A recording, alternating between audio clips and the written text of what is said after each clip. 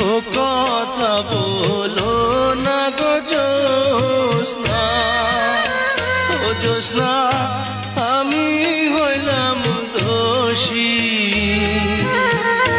সুখের আশা দিয়া গো তোমায় করলাম বনবাসী গো জ্যোৎস্না, করলাম বনবাসী।